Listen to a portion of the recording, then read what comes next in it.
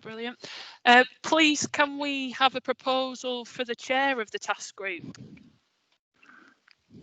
I'd like to, yes, I would like to propose Councillor Kim Snape. Brilliant, thank you. And is it possible to have a seconder of this for the task? A seconder for the proposal? I'll second that. Seconded and thirded and fourth. So, is there anybody against? No, okay, fantastic. So we'll plough on.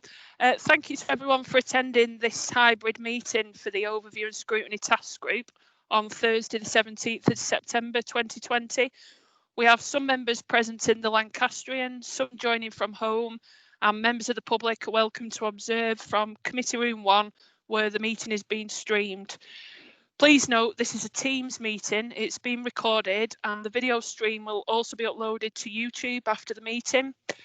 For each item, I will invite members to use the raise hand function on your iPads to make any comments to ensure each member has the opportunity to speak and that they're not speaking over each other.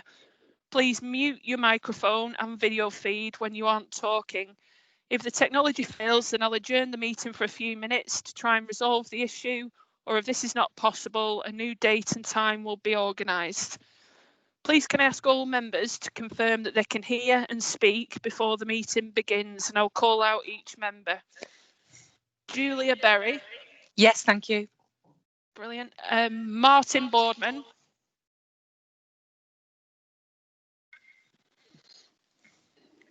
Oh, Martin Boardman. Oh, okay, I don't think he's on the call.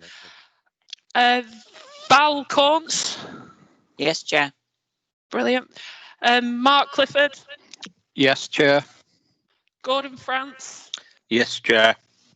Tommy Gray. Yvonne Hargreaves.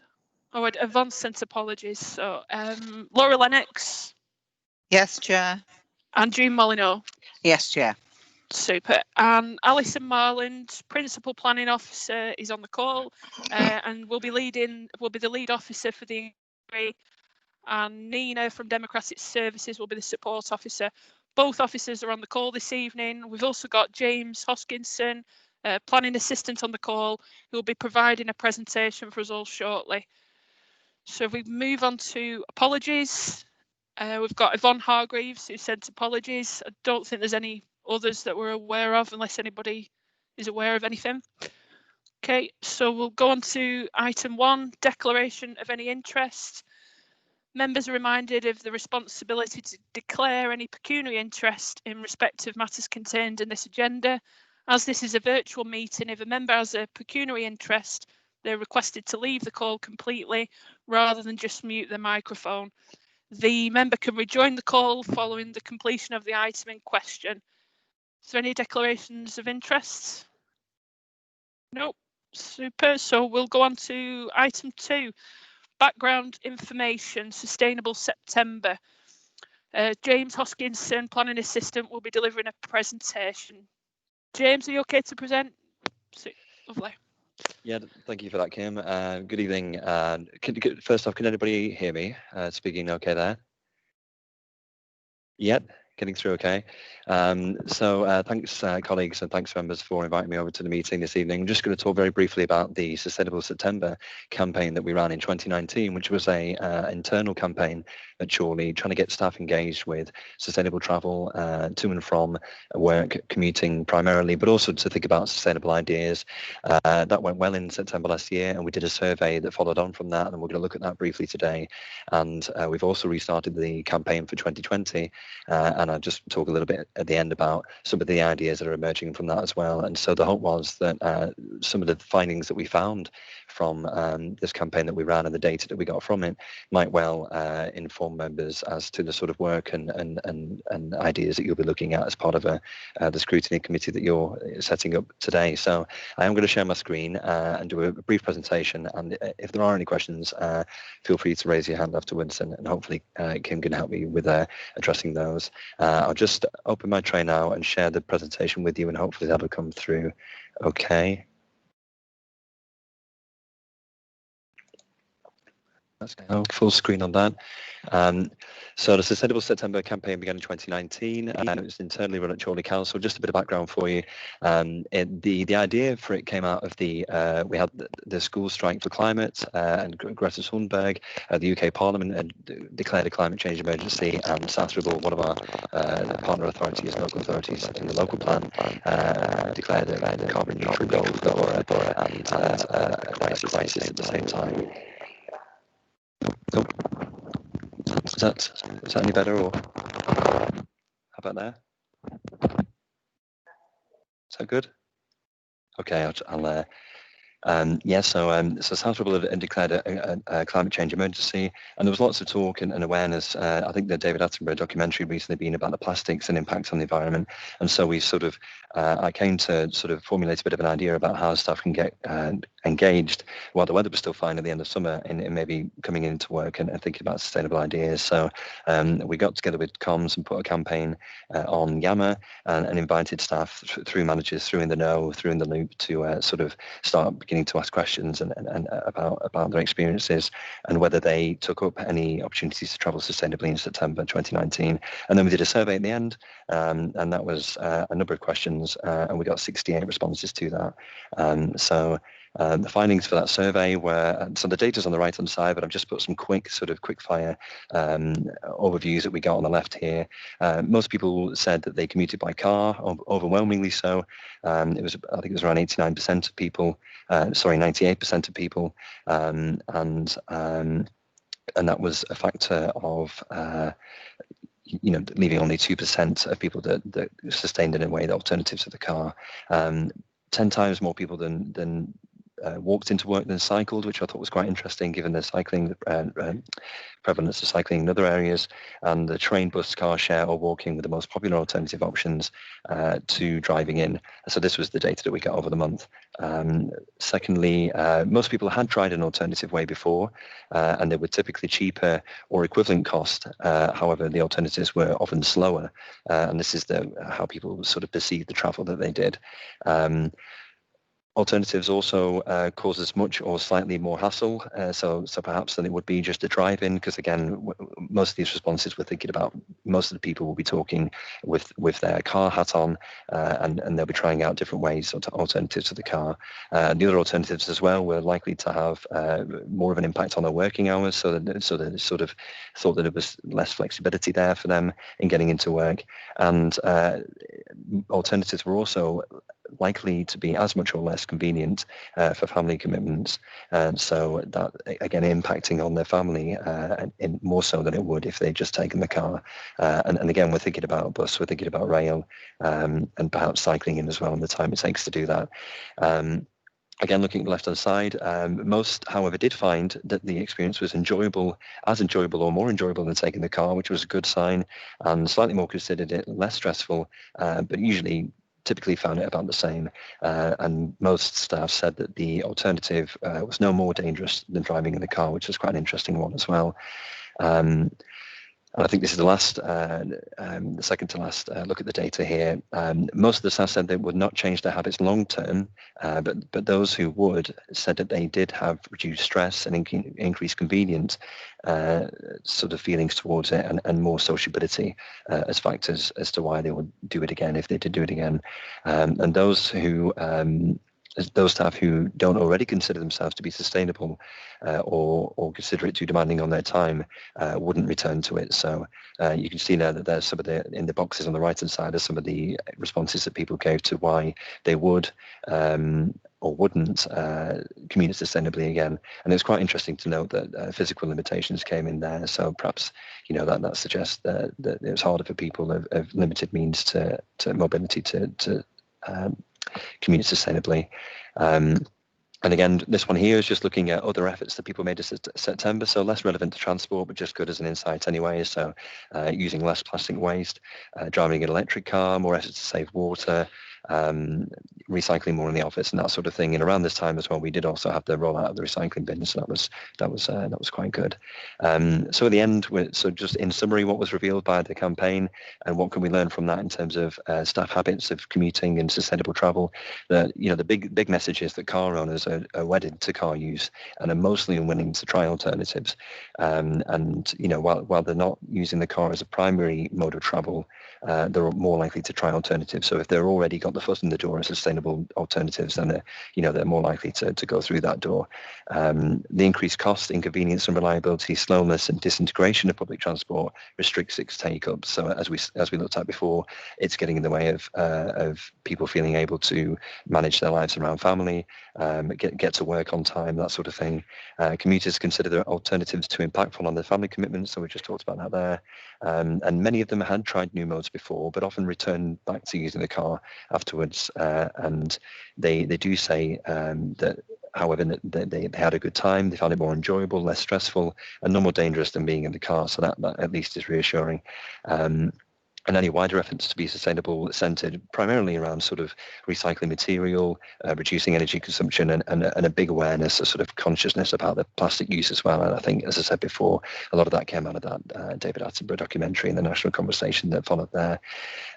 So in summary, I've just pulled out a few questions from there that sort of leave us with some ideas. Cycling is as unpopular and is probably the most unpopular alternative mode of commuting at Chorley Council. And perhaps this is due to a lack of facilities or perhaps the perceived danger of cycling. A lot of families don't feel like it's safe for young children, for instance. And we know that typically men make up the greater numbers of people on the road cycling as opposed to women or the elderly or young people. So bus and rail are not seen as suitable for family commitments and errands. Perhaps an all-round improvement to these services would change this, or is it more of a question of social attitudes or perceived safety of these modes of transport compared to the sort of relative privacy and safety of a car? And perhaps again, the suggestions that the alternative modes are incompatible with work. And is this a case of the transport isn't flexible enough and transport operators need to provide more services, or is it that working policies need to be more flexible to help staff feel able to sort of come in using modes that aren't the car? And but what we do find is alternatives are more enjoyable, they're less stressful, no more dangerous, and other evidence outside of our study shows that they're better for us physically and socially. So why do people revert back? I think that's the key question. Why do people go back to the car? And people take more readily to changing their habits at the bin or the till. So, avoiding plastic bags or recycling, but not in the car. So, what can be done to sort of tackle this key problem? And so the background to 2020, Sustainable September 2020, quite a different look at the campaign this year. The background is, of course, that Chorley later would declare a climate change emergency after the 2019 campaign, and that then puts it in line with Preston and South Ribble and its immediate neighbours in doing so. We had the early warnings of coronavirus and soon saw that policy reshape sort of social environment. And a lot of sustainable ideas came out of that. So, lots of sustainable travel through cycling and walking, a lot of return of nature to streets. So that's the mountain goats from down in Glandud now there pictured. And of course, a greater awareness of local communities and things like that. And so when the campaign came in this year, rather than focusing on commuting, which staff, of course, are doing less now because they're working from home and remotely, we're looking at the COVID-19 and the impact of that on how people think about sustainability. So we're still in it, and so we're still sort of having a conversation on Yammer and encouraging people to share their experiences. And we do have a little book club at the end of the month where we're going to talk about sort of energy and that sort of thing. But so far, and in the conversation more widely around outside of Chorley Council, these are some of the key themes again that might be useful for members to think about. Cycling saw a massive increase uptake across the country, record numbers of sales and repairs, up 400% in some cases, renewed interest in cycle routes. Lancashire County Council and other authorities across the country were closing off roads to vehicular traffic, and people are getting a greater expectation about how their local infrastructure might work for them and their family rather than, car users and truck users and commercial van users and that sort of thing. The beginning of an e-scooter, e-bike revolution perhaps, and there is actually a very timely government consultation on that at the moment, which is asking respondents their opinion about whether there should be speed limit restrictions on e-scooters and whether they're suitable to use on pavements or they need to be considered a vehicular transport like a car. And Birmingham just recently is an example of a city that has trialled this. And of course, the Boris bikes, so named, have been out in London now for a good 10 years, and that's a successful scheme down there. A surge in use of green links, so a new awareness in local areas of paths and styles and gates and seeing renewed use. But of course, problems that come along with that, like noise, littering, and that was more a short-term spike, and perhaps that's not going to be as longer term as we'd like there, and families returning to older habits as the roads get busy again. Bus and rail revenues down was common across the country during COVID-19. Less people are going to work, less people are in work, and this could have a long-term effect on the revenue of these services and supply services. So may well affect people in rural areas, especially in their mobility. And there's a greater awareness of the impacts of driving, so quieter neighbourhoods, cleaner air, rewilding, safer streets. These are all things that people sort of came to realise were the benefits of the roads being closed during COVID. And again, there's a timely consultation on pavement parking that the government has just released, which aims to get respondents to talk about their feelings on how big of an issue it is near them, whether there needs to be a national policy on pavement parking or whether it should be area specific. Flights, again, are vastly reduced, a lot of staycations and day trips, less carbon miles, and perhaps opportunities for places like Chorley to promote local tourism instead. And finally, shifting lifestyle choices. So, longer term conversations about perhaps the death of the commutes, permanent shift to virtual working, especially in the private sector, a shift in property tastes maybe. So people looking outside of town for housing where, booking the trend of town centre housing that's been rising recently. And perhaps subsequently, retail centres becoming weaker and sort of outcomes from that. And again, a lot of people in work and in salaried roles have the luxury, of course, of working remotely, but socio-economic groups that are dependent on warehousing or sort of primary modes of work are less empowered to do so, and they rely on public transport a lot more, so most likely to be more impacted by that. I think that's my last slide yet. So hopefully that was just a sort of brief introduction to the campaign there, and just sort of sharing a few ideas that came out of it, and hopefully there's some data of use to members there. So happy to take any questions. Brilliant, thank you very much for that. Can I invite members to use the raise hand function on your iPads to make any comments? Does anybody have any questions or comments that they want to raise? Right, Councillor Gray. Yeah. If you look around town, there's charging points for cars on the flat iron and that. But there's more and more people buying electric bikes now. But you don't see any charging points for electric bikes. And all they are is a 3-pin outdoor socket. That's all there is. And if they could be put where the bike stands are, so where they lock their bikes up, and just plug, all they have to do is plug it in then. And electric bike doesn't take, well, next to nothing in electric. And just wondered if we could get some of those fitted in Chorley. I think, that's a good question, yeah. Do you want to take that, James? Or? Yeah, I was just going to say that is a good suggestion. And just to add to that as well, a lot of the electric bikes, so some of the cheaper models especially, don't even require plugging in because they build the electricity from the movement of the wheels anyway and sort of give you a little bit of a boost during the ride. So, they don't? No. But yeah, as you say, the ones that do, you can plug in. Yeah, that is a good idea. Brilliant. We've got Laura next. Thank you, Chair. I noted the comments about the decline in public transport and the lack of use of it during COVID. I think surely that the important thing here is that we were actively told not to use public transport. And during lockdown itself, the roads were so quiet that you were actually in danger of getting knocked down when trying to cross them because people were speeding, not expecting to find any traffic there. So I think the issue here is if you can persuade people not to use public transport, equally you should be able to persuade people to use public transport.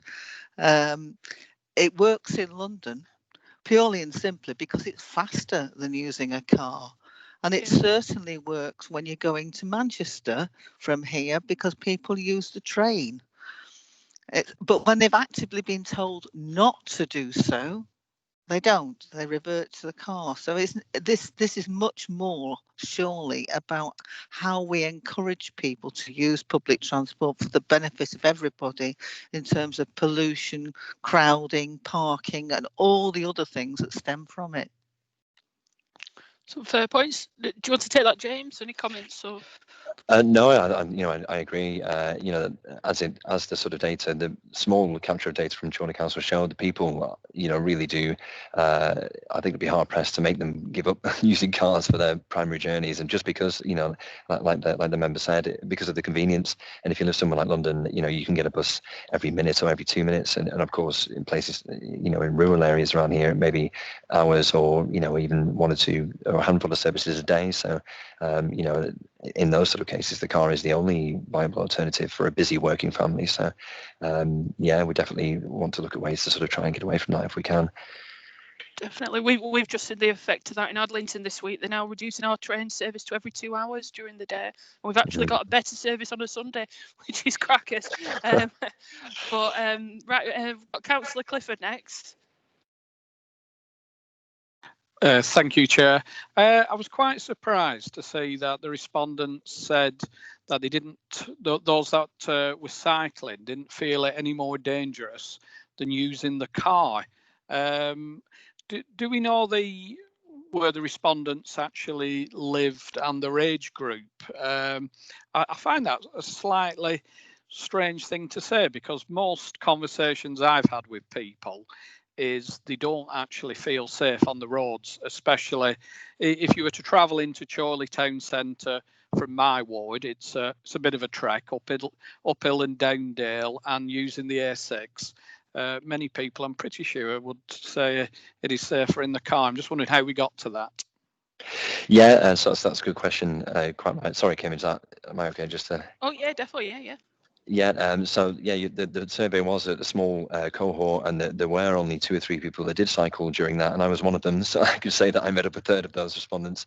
And actually, I do know the other 2 people that cycle in, and they are regular cyclists. One was a male and the other one was female, but they are, sort of experienced cyclists with all of the equipment. They're quite comfortable on the roads. But I do know that outside of that, our very small survey, a lot of the data and experience shows that, especially, people that don't cycle often, or people with young children, see roads as completely unsafe, and the infrastructure for cycling is insufficient to protect them from the roads, which, as another member highlighted, once the roads get quieter, the speeds go up. Drivers are often inconsiderate or perhaps aren't aware of the sort of rights of a cyclist on the road, and that does put a lot of people off. And I have seen surveys in the past that show that the fear of cycling and the barrier to entry that presents is one of the key reasons why there isn't a greater uptake. And the cycling community especially has a mantra of build it and they will come, so that if the lanes are in place, then you would expect to see then an increased use. But of course, it's hard to know where the best place is to put those. A colleague and I would often use the A6, and that was an especially dangerous and busy road. So I can absolutely empathise with anybody that doesn't get on 2 wheels because of that. Good. Right, we've got Gordon next. Councillor France. Thank you, Chair. The only comment I'd like to make, and it is a comment, I do find it quite dangerous, and it's particularly the electric e-scooters that use pavements. They're silent, you can't hear them, and they can travel at quite some speed at times. You don't tend to find cyclists on pavements, particularly going into towns, but the e-scooter users do tend to use pavements, and I do think that's quite dangerous. Any comments on that? Or Yeah, and this is one of the major issues of the rollout of the e-scooters in other European cities. And I've used e-scooters in London and Warsaw, and in both places they're a terror to the people that live in those areas. But they're nevertheless to present a convenient way of getting around the city cheaply. But you're right that I think the reason why this government has got this central legislation consultation at the moment is because they're trying to catch up with the rollout of e-scooters. And in a lot of places, it's a very grey area, and cities are sort of jumping ahead, rolling them out, and sort of the legislation isn't quite in place yet to tone it down and get it under control in the way that cycling has been. So we may find that changes in the future, but at the moment it is a bit of a wild west out there with the e-scooters. And of course you can go online and buy them now and have it delivered to you, and there isn't really a control on supply either. So that I think that's led to a big increase. Thank you. We've got June, Councillor Molyneux next. Thanks, Chair. The same ward as Came Adlington isn't seen as a rural area. We are seen as urban, but we have transport issues. Yeah, we're on a good bus route, the Stagecoach one for them, the Bolton to Preston route, but the majority of the village can't access that.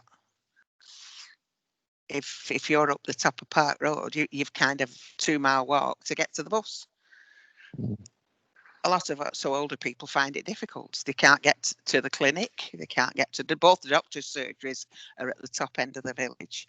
Not everybody has a car. We're assuming that they do.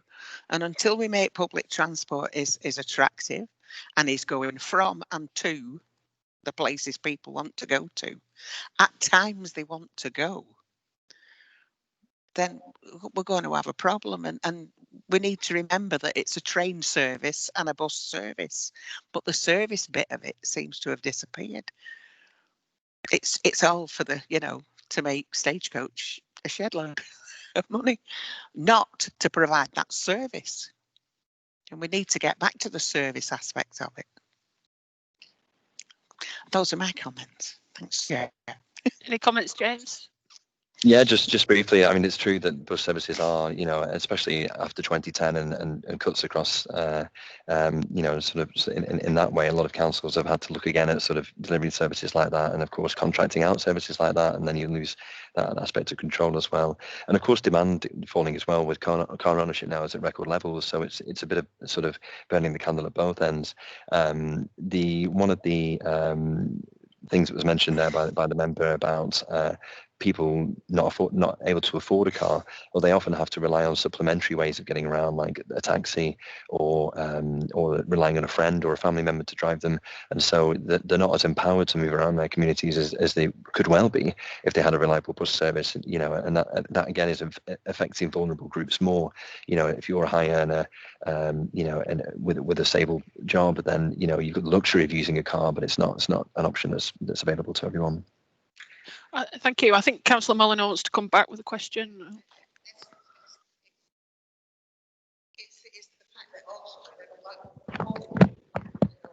I think it's on mute, yeah. Oh, I think you're on mute. Yeah. The elderly people, even during COVID, have been even more isolated because the bus services had been cut anyway, and they were told not to use buses, and they were the people who tend to obey the rules more. And as you say, they're relying on taxis, and they can't afford to do that. So we should be able to. I know buses have been deregularised and all that, but we need to be able to influence people. We need to try to provide the services that we want, where we know our constituents want. I mean, in Adlington, they get a bus, I think, twice a day. If they're lucky, they get an hour's shopping in Chorley. There's not a lot they can do in that time. So we need to think in a different way somehow. I don't know. Hopefully we'll come up with something.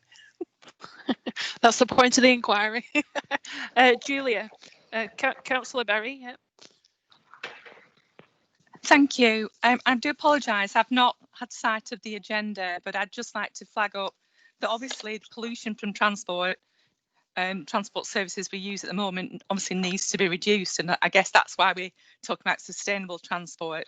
But I just want to flag up the fact that for some people, they just have no choice whatsoever about transport, especially in the rural areas. And this has a huge, enormous knock-on effect with younger people in the villages being forced out for education and work, and the older people are lonely and isolated, and those on low income, you know, if they go for the car choice, it could be easily getting into debt with the car payments. And I just think that this is obviously there's been a seismic impact of COVID on public transport, but it gives us opportunities as well. You know, if we can plan, you know, we can participate in being part of the green recovery by coming up with innovative ways to encourage people to use alternative transport and actually give them those alternatives. Obviously, Chorley's a district, doesn't have, it's not a local transport authority, and Lancashire itself, you know, looks after some elements of transport, but it hasn't got the authority to design and commission their own idea about what they want transport to look like. So, but like I said, there's a golden opportunity now to, whilst the government also has been involved in cutting back by, you know, freezing the franchises on the trains, it is now responsible for actually propping up public transport with the bus grants, the tram grants, and for the trains. So it's their gift really at the moment, and it's for us to lobby them to ensure that they come up with the green alternative.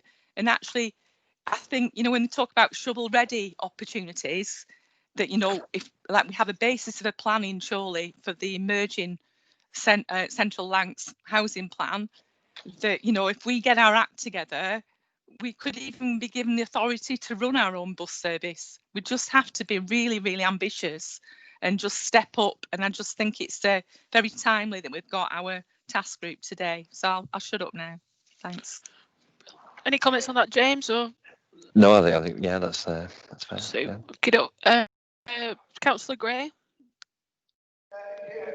I've noticed that re-established the 119 service. Is it right? Oh. They've re-established the 119 bus service from Preston to Chorley. But the problem is, what annoys me, they've not re-established it back onto the original route. They've moved it, they're fetching it from Leyland through Buckshaw Village, through Ashley Village to Chorley, instead of coming from the college, through Runshaw, picking up in Runshaw Lane, taking people to Chorley Hospital and then into Chorley. Why have they not put it back on the original route? That's what I'd like to know. I've some ideas who's behind it, but I think a few people know what I mean. Well, maybe that's one of the organisations we can involve as part of the process of these meetings, yeah? Yeah, there's 3 buses going through Buckshaw now. There's one comes past Bayhorse at Exton, one. That is bad, yes. Yeah. And that goes through Buckshaw after. Yeah. No, I agree with you. Laura, yeah, any comments? Thank you, Chair. Well, I I'd already decided what I wanted to say, but I'm going to pick up on what others have said because it relates to it. It's not just rural areas that find themselves out on a limb. Things that June was talking about indicates you can have a very large area of housing that's completely cut off. And yes, we don't have any control over where the bus routes go, but Julia makes the point that a lot of public money is going into stacking up public transport at the moment, backing it up, sorry. And this is our opportunity to actually lobby to get something done properly. In relation to what Councillor Gray's just said about the reinstatement of buses, that was reinstated under COVID rules when some extra money was put into public transport, and it was reinstated onto a route that didn't last very long, that nobody was consulted about, and nobody particularly wants to use in that way. I know because it runs through Astley Village. It's the only bus that runs through Astley Village. There are very few people who want to go from Astley Village to Preston that way. It takes far too long. They certainly don't need to go to Bookshill Village. Where they need to go to is Chorley, so they can get on the wonderful bus that goes from Preston to Bolton. And this is what the issue is all about. It's true of the villages and it's true of the urban areas. We need a system that links the buses together, and the buses will then link to the trains, which we know are in high demand, except in COVID times, obviously. So Julia's quite right. We actually need to lobby to use our public money better for something that works for the public. Back to service again. Thank Some you. good points, definitely. I think we're kind of creeping onto scoping of the review as well.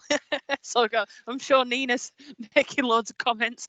Alison, I think Alison's got a hand up. Hello, yes. I just wanted to say, as we are going into the scoping territory, we have got contacts for Stagecoach, so we will invite them in to give a presentation where they can respond to any questions you have. And secondly, we have contacts in the county for rail and bus, and again, we will invite them in to give presentations once we've got the scoping and the objectives, and you can ask questions. Thank you. Brilliant. And I think Julia had a hand up.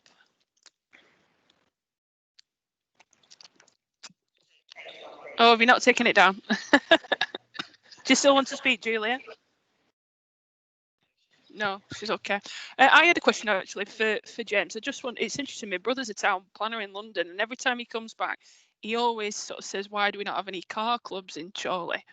Do you foresee, that must be sort of do you ever foresee a demand for that in Chorley in terms of particularly areas that have sort of low car ownership or poor public transport? Or I don't know if you have any thoughts on that. Or Yeah, and we actually did have a website that we signposted colleagues to during the campaign, which is I think it's called Shared Wheels or something like that.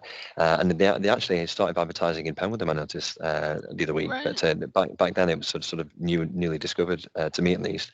And that is where you can find people that live near you that are going on journeys potentially where you're going, 5 days a week or 7 days a week, and you can sort of hitch a ride with them, and then give them a bit of money towards the journey, or maybe it's free. So that was quite interesting. I don't know if people use that, but we certainly sent them that way. And some staff did post on the Alma and said that they car shared with other people. So there is an awareness of that. And in terms of schemes that are established in the area, I don't know of any in Preston, and I think that they are, as you say, taken up well in the cities because a lot of people need to get from A to B in a short distance. But perhaps there's less of a market, or enough people live here for that sort of thing here. But I do think that if a region like Preston and Chorley densifies and the population increases, then not just that, but services like Uber and things like that will look at it as a viable area to operate as well. And then they offer new sort of ways of people getting around that isn't just somebody alone in their car, which I think is the real that's the most unsustainable option. Yeah, super. No, it's really interesting. Thank you for the presentation. So are we any more comments, questions or anything? Or no, check the hand at the top. No, nobody's got a hand up. Right, so are we okay to note the presentation then? And thank you, James, for coming as well. And then we'll move on to item 3, scoping of the review. So as this is the first meeting of the task group, we need to consider what the desired outcomes are of the review and how this can be achieved. So the draft scoping document has been included on the agenda for members to consider. So, and I think I'm sure Nina's been writing things down, what people have mentioned so far. So it's just to open it up to discussion to see if there was any suggestions or topics or anything that people thought that we could look at for the review, bearing in mind it is such a wide topic. So, and what we'll do is I think we'll collate everything, and then Nina and Alison will sort of put some thoughts together, and then I think the plan is to sort of circulate it and see if people are happy with the sort of trail of thought. So does anybody have any comments or anything that's not been said so far, or any areas that you think we should be looking at?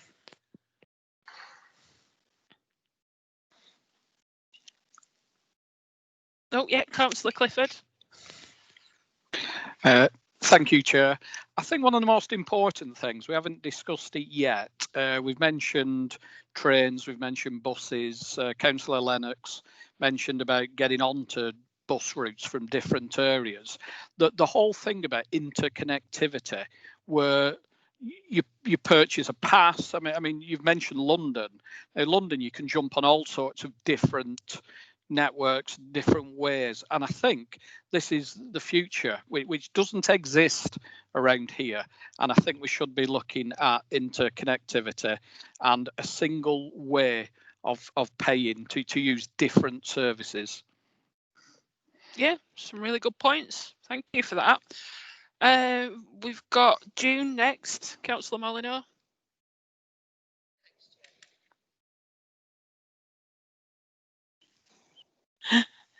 Thanks, Chair. I mean, I would be interested to invite Stagecoach, because I know there are questions that I want to ask that have been asked before, but perhaps if we keep asking long enough, the service that runs the magic route from Preston to Bolton and back, we have asked time and time again if it could be rerouted, a couple of the buses in the hour in Adlington to come to the bottom end of the village. It doesn't solve the problem, but it would make things a lot easier. We were given the excuse they couldn't get the buses round Railway Road Corner. It's funny they did it for 18 months when Network Rail had the bridge closed. So there are things they could do. The same with the train providers. We need to get to talk to them. We've tried and tried with Adlington Council, so Adlington Town Council. They've just cut the service, as Kim said, without any consultation, without any warning, and we get a wonderful service on a Sunday, but the rest of the week, no. And yet it's a well-used service, and it will be even better used. So we need to talk to those people. Okay, noted. Laura. Thank you, Chair. Councillor Clifford mentioned the connectivity, and he also mentioned the ability to actually use a method of payment that's much easier.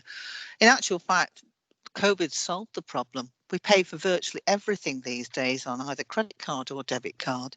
In London, I have an Oyster card when I go to London, but I don't need it because I can use my debit card or my credit card. It's not a problem.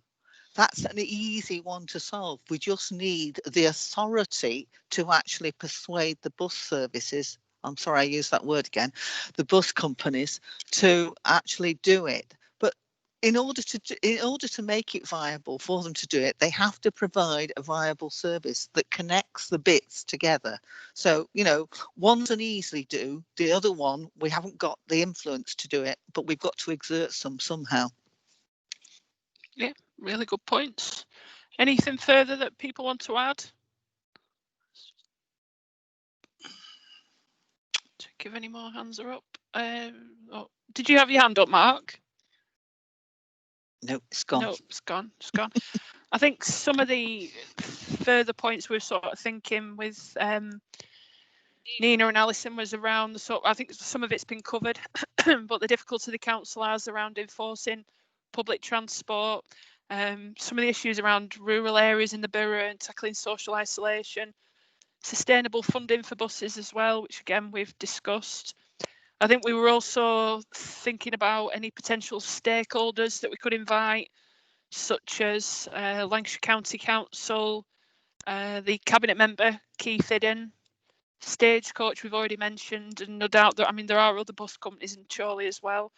The MP, Sir Lindsay Hoyle, and also we thought as well about perhaps looking at other local authorities. Particularly, I don't want to be too Adlington centric, but we are on the border of Greater Manchester, and I know a lot of our residents do, and from other parts of Chorley, do travel to Blackrod and Horwich to get cheaper public transport because of the benefits of being in a combined transport area, and it costs them a lot more to travel if they were in Lancashire. So are there any other comments or thoughts that anybody wants to add, or any other stakeholders that you think we need to be sort of preparing the ground to invite and to? No. Okay, So we're now at the end of the discussion on this item. So the scoping document will be produced, and then following our discussions this evening, Nina will circulate it amongst members for any comments or thoughts. And then at the moment, I mean, we are sort of creeping on to item 4. We are planning another meeting on Thursday, the 5th of November at 6 p.m. Do people think that we need another meeting before that, or are people happy to sort of sign off the scoping document via email, and then we can use the 5th of November to progress the inquiry? Yep. Any comments or thoughts on that? No, I think so. I presume people are happy with that. So other than that, I thank everybody for coming, and let's get moving with it. Thank you. Bye, everybody. Thank See you, ya. Chair. Bye.